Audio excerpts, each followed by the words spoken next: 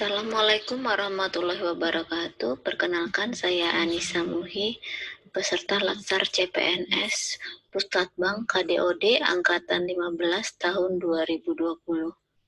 Sesi pembelajaran kali ini saya mempelajari mengenai apa itu anti korupsi. Untuk pertama, saya akan menjelaskan korupsi adalah suatu tindakan kebobrokan atau kerusakan.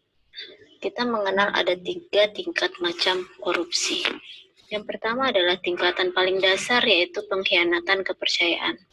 Kedua, tingkat menengah, yaitu penyalahgunaan kekuasaan.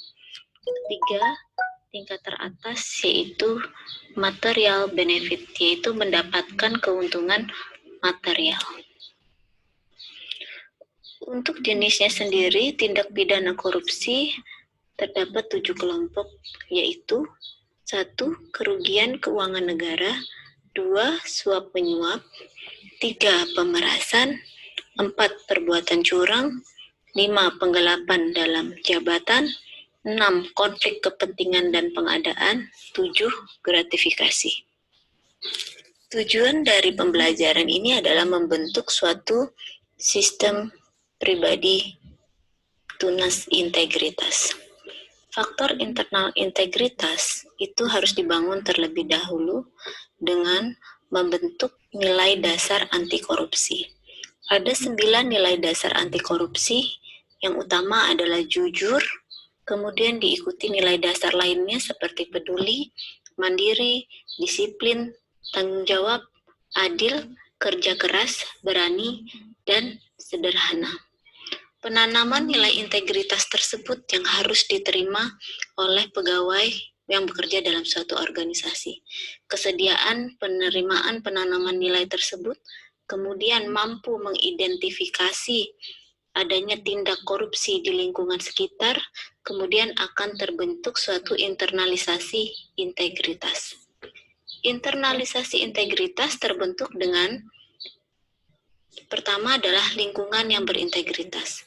Artinya, perbanyaklah sosialisasi dengan kelompok orang yang berintegritas tinggi, artinya memiliki pemahaman anti korupsi. Yang kedua, proteksi integritas. Di sini adalah multi protection of integrity diperlukan dalam diri individu pegawai. Yang ketiga adalah perubahan sistem nilai. Apa sih peran dari tunas integritas itu? Peran tunas integritas adalah sebagai jembatan kesuksesan organisasi. Kemudian ia juga mampu membangun sistem integritas dan mampu mempengaruhi orang lain untuk terwujudnya integritas anti korupsi. Berikut merupakan beberapa sistem integritas yang dapat kita bangun. Pertama adalah membentuk atau merubah sudut pandang. Yang kedua, membentuk tunas integritas. Dan yang ketiga adalah membentuk sistem integritas organisasi melalui pendekatan perilaku, sistem yang terorganisasi, hingga budaya anti korupsi.